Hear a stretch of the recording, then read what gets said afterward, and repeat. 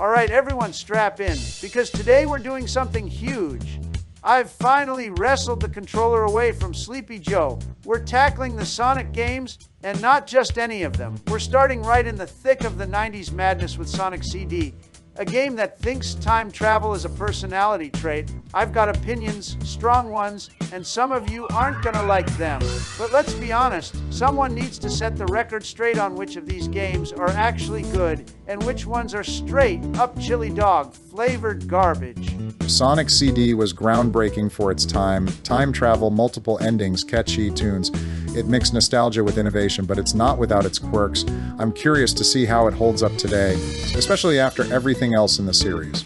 Man, I remember playing this one as a kid. The time travel mechanic blew my mind back then, even if it gave me a headache sometimes. Let's see if it's still got that magic, or if it's just a nostalgic trip down memory lane. After that, we're rolling into Sonic 3D Blast. Now, that one's a wild card. Some loved it, some say it was a mess. I'm ready to give my honest opinion. Sonic 3D Blast took Sonic into the isometric world, which was a bold move. It wasn't perfect, but it had style and ambition. I'm eager to talk about what worked and what didn't. I gotta say, the controls were tricky, but the visuals were pretty neat for its time. It wasn't my favorite, but it had heart. Let's see if it deserves some respect or just a polite nod. Next up, Sonic Adventure. This one really shook things up. 3D Sonic at last. It was flashy, fast, and full of attitude. We'll see if it lived up to the hype or just looked good on paper. Sonic Adventure was a huge leap for the series, bringing in new characters and a more story-driven approach. It had highs and lows, but it definitely left a mark. I'm excited to unpack all the layers here. This was my first real 3D Sonic experience. The open worlds, the voice acting, some parts were great, others, well, not so much, but hey, it's Sonic, gotta love the ambition.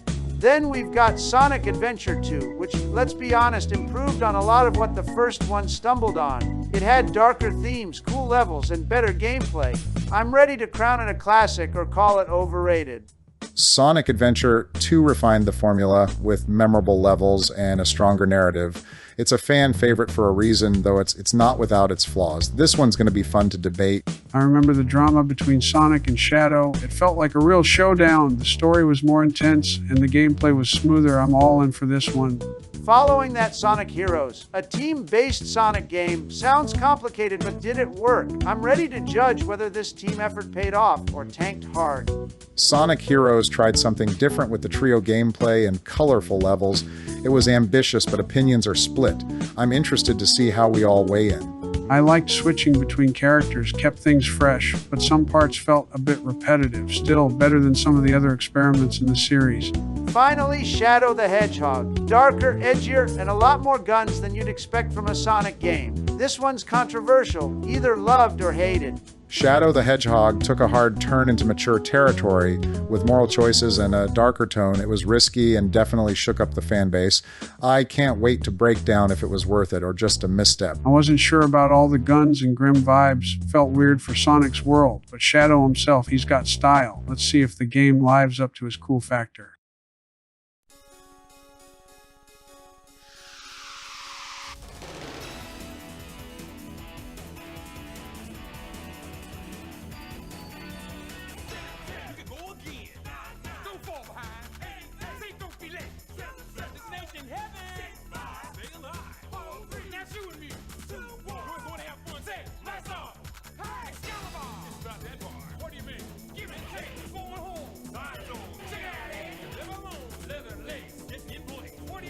Alright guys, before we dive into this Sonic tier list, got a Sonic CD. It's a weird one. Some call it a classic, others say it's just okay. Personally, I think it's more like a B student. Not quite the valedictorian like Sonic 2. What do you think? I hear you, Donald. Sonic CD definitely tried to do a lot of new things. 2 soundtracks, time travel mechanics, and the introduction of Amy Rose and Metal Sonic. It's ambitious, no doubt. But I get why some might find it less tight than Sonic 2, which nailed the basics perfectly. You know, I always thought Sonic CD had this cool vibe, way more explorative than the straight-up speedrun feel of the earlier games. The special stages were like little puzzles, and switching between past, present, and future gave it this whole new layer. But yeah, the gameplay felt a bit slower, less let's just blast through the level, and more like let's poke around. Exactly! It's like Sonic CD wanted to be this artsy sci-fi flick with 2 soundtracks. Japanese and American versions, both solid but totally different moods. The soundtrack alone deserves respect. I mean, the soundtrack in Sonic 2 was catchy but straightforward. This one, it's got some real flavor.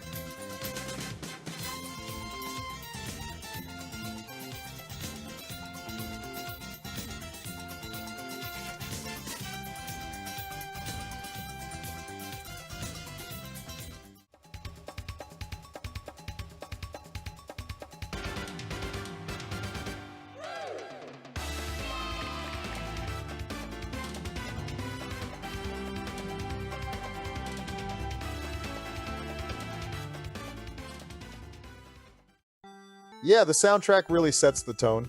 Plus, Metal Sonic made his debut here, giving Sonic a proper rival beyond just Dr. Robotnik. And Amy Rose pops up for the first time too, adding a bit of story flavor. Though I have to admit, the story's pretty simple. Save the day by fixing time and beating Eggman. And those special stages, man, they're a whole trip, like flying through psychedelic tunnels, way different from Sonic 2's bonus stages.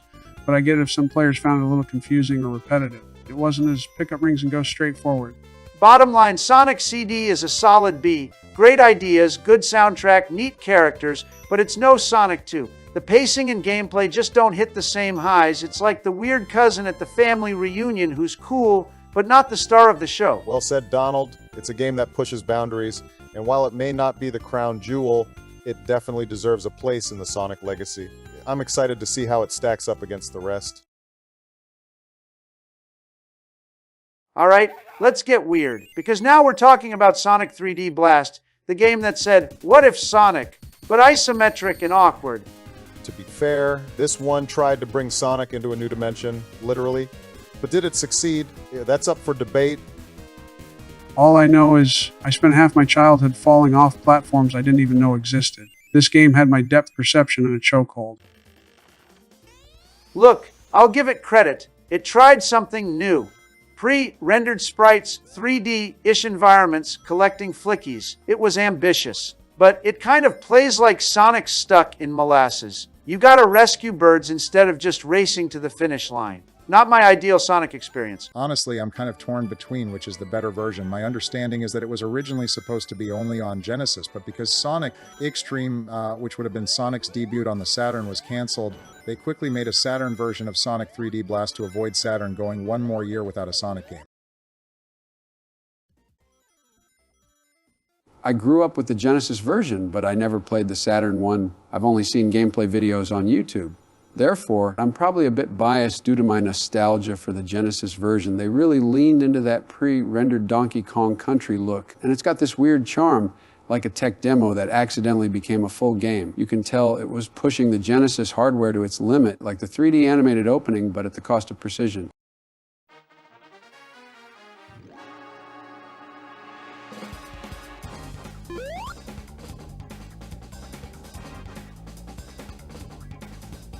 Gameplay-wise, there doesn't seem to be much difference, aside from the special stages being completely different. Obviously, the graphics are better on the Saturn. There are things like higher quality textures, fog effects, weather effects, and better-looking water. Plus, the different special stage I mentioned has 3D polygonal graphics and a banging kick-ass song.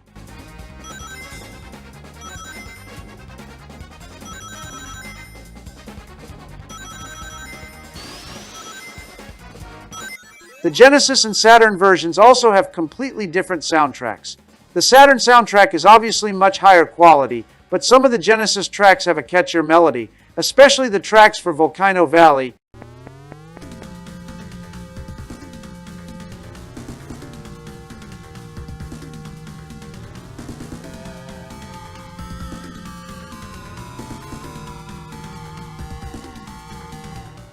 And Panic Puppet.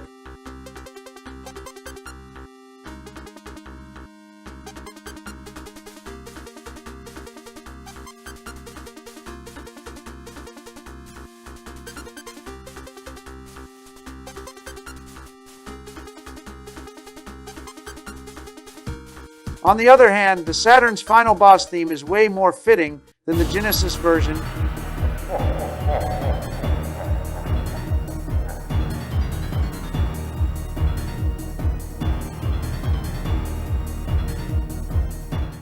In fact, depending on if you're a fan of the games or not, You might have realized that Panic Puppet sounded very familiar to another stage from a game later down the line.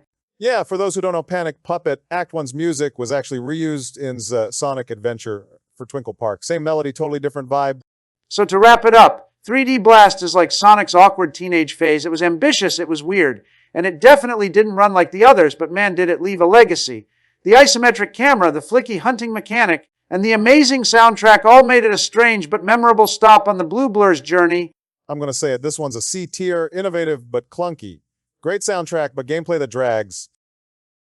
Now this is where the magic truly begins, folks. Sonic Adventure didn't just redefine Sonic, it catapulted the franchise into full-blown 3D glory with a killer soundtrack, 6 playable characters, and a story-driven approach that actually worked. Man, this game was the Dreamcast. It had ambition spilling out the edges. This version of Sonic was absolute peak. I'm talking perfect blend of early 2000s attitude.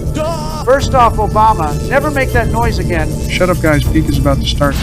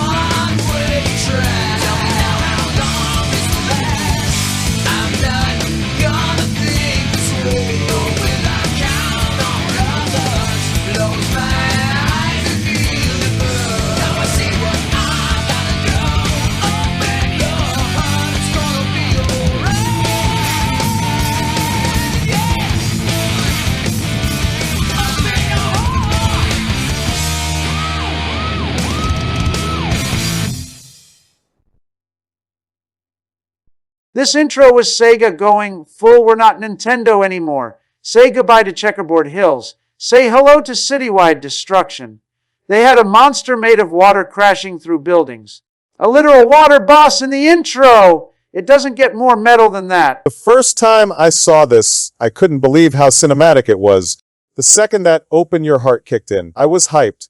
That intro alone made me think this game was about to change everything. Okay, now let's talk about this goofy little jam on the character select screen. You're sitting there trying to pick your character and suddenly your hips start moving. Like, why is this such a bop?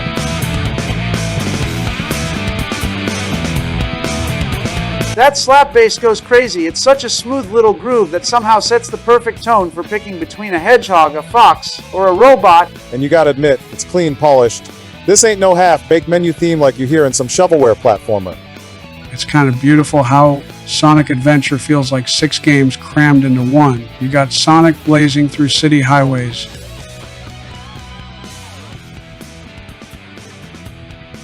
Knuckles hunting for pieces of the Master Emerald.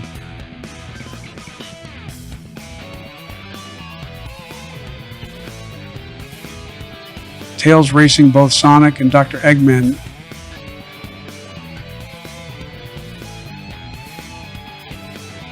Amy running away from Zero.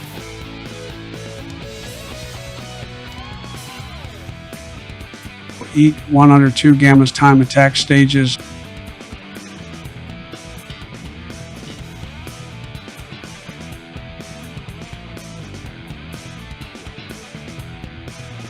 And Big the Cat just fishing.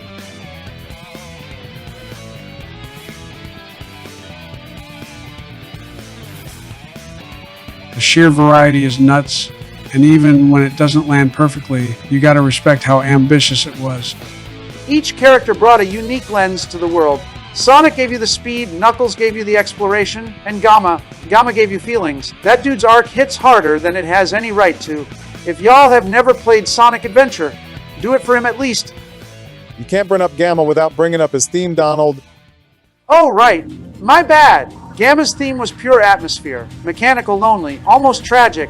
It sets the tone right from the start. This isn't just another shooty robot. This is a character with a ticking on his free will. It's like the track itself is grieving.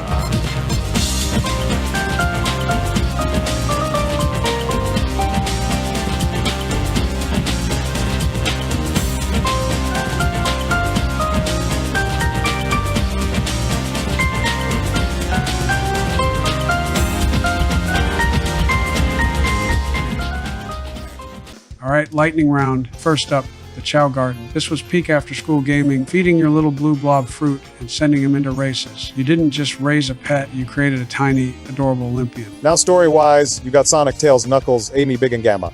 All with unique campaigns that weave into the Chaos Zero narrative. It's a whole Avengers-level crossover before the MCU even existed. As for the rank, it's S tier, no question. Put it right in front of Sonic 3. It's janky, the lips sync like a broken puppet show, but it's got soul, damn it. Real 1999 changed the world energy. A time capsule of everything right and wrong with Dreamcast brilliance.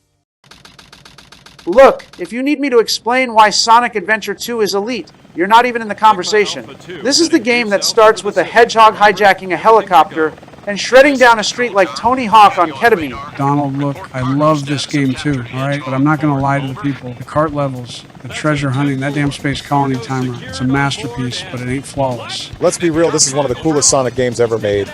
Shadow's debut, the Chaos Garden, that final battle with the Bio-Lizard, and Live and Learn, legendary. But it's sitting pretty in A tier because, let's be honest, some of those arc levels aged like milk. Okay, hold on, time out. You're telling me the game that starts with Sonic jumping out of a military helicopter with a piece of metal as a snowboard isn't S tier. This list is cooked.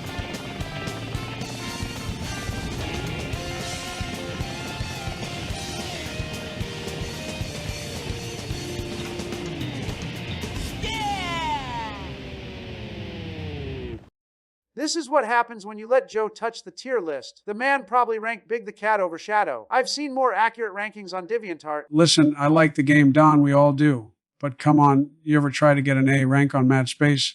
That level gave me a stress ulcer. I saw the devil in those hint monitors. The only thing harder than Mad Space was explaining to my son and wife why I was screaming about a fake lizard in orbit at 2 a.m. Mad Space gave you a stress ulcer? Boo-hoo, Joe. Ever think maybe, just maybe, it's a skill issue? Skill issue, my butt. Don, you couldn't even figure out how to unlock Green Hill Zone without crying on game FAQs. Let's be honest, Joe. If skill was a currency, you'd be bankrupt after Pumpkin Hill. I saw you get lost for 5 minutes chasing a hint that said near a ghost. That's like losing to the tutorial. Yeah, well, at least I didn't spend 4 hours trying to bounce bracelet my way out of the Pyramid Cave death loop. Don, remember that. Guys, I'm stuck. The game's broken. No, you were broken. All right, I'm putting a stop to this before one of you brings up the Chow Curate incident again. We're moving on to a game where you have to work together, whether you like it or not. Sonic Heroes.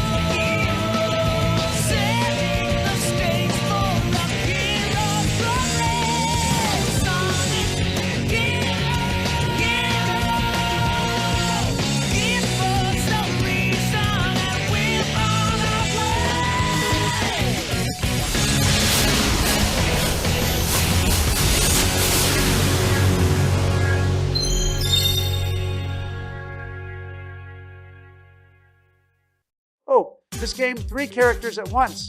It's like driving a convertible with 2 backseat drivers screaming in your ears.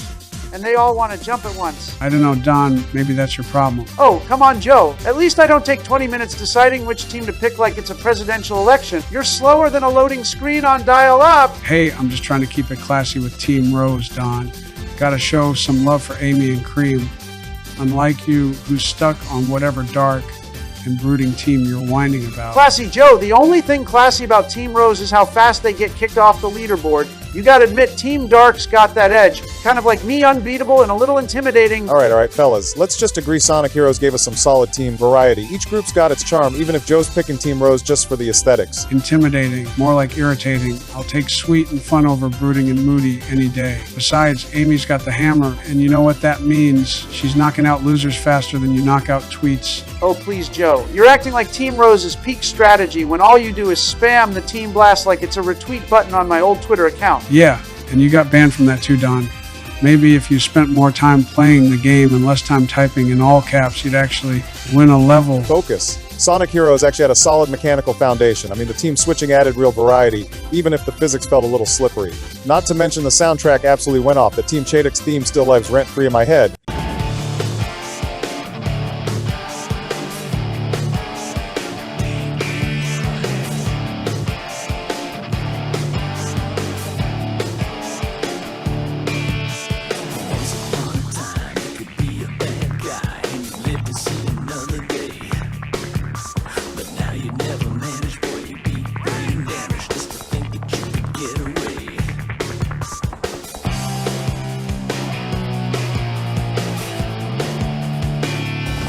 Okay, yeah, I'll give you that one. The Chaotic song does slap. Anyway, despite the jank, it's still a fun ride. Maybe not S tier, but a great time. Let's move on.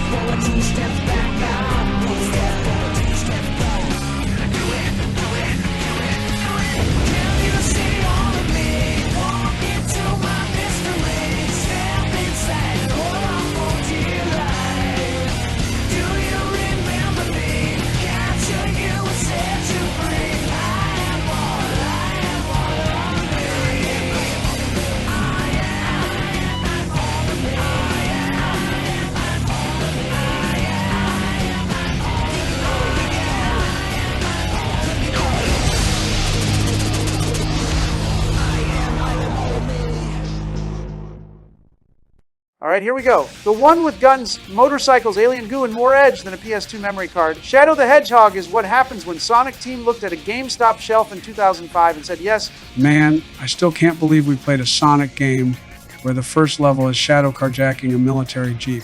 I thought we were going to collect rings, not commit war crimes. You're both being dramatic. It tried to tell a darker story, I'll give it that. But the tone was all over the place. 1 minute you're saving civilians, the next minute you're helping aliens blow up the Pentagon. Like, pick a lane, Shadow. Gameplay was okay-ish, but those driving segments and the weird mission objectives. Bro, I was halfway through a level with Tails, trying to count how many rings I had left like it was a tax audit. Also having to play Westopolis like 20 times just to unlock all 10 main endings. You call it a grind, I call it commitment. Something you wouldn't know, Joe. I got the true ending. I sat through every single alternate route. Meanwhile, you couldn't even find the damn pause button. Let's keep it civil, fellas. Look, gameplay-wise, it wasn't awful. The gun mechanics were basic, the driving was weirdly stiff, but it still played like a Sonic game. And yeah, the tone was dark, but I get it. It was trying something different.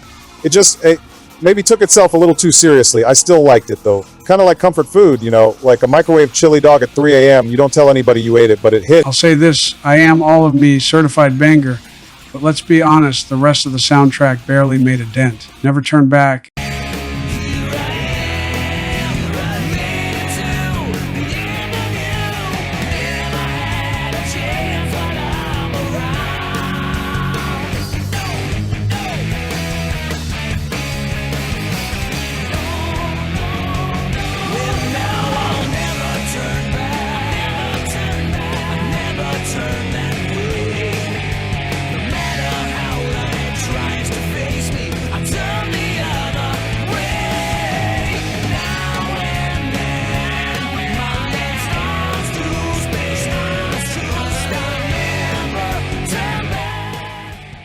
and waking up.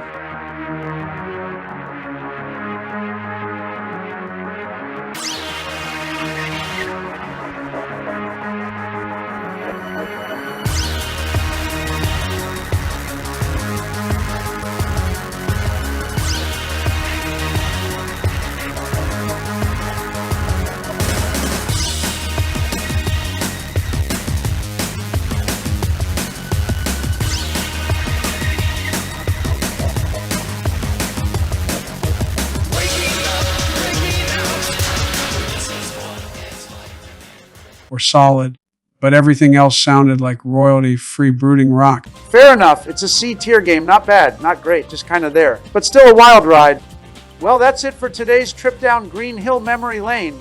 If you enjoyed the ride, be sure to drop a like, sub, and let us know your tier picks in the comments. Man, we've really been through it. I feel like I need a nap. 6 games down. But don't worry, we're not stopping here. Thanks for watching, everyone. Like, sub, comment your favorite Sonic game or your least favorite, and don't forget to grab a chili dog on the way out.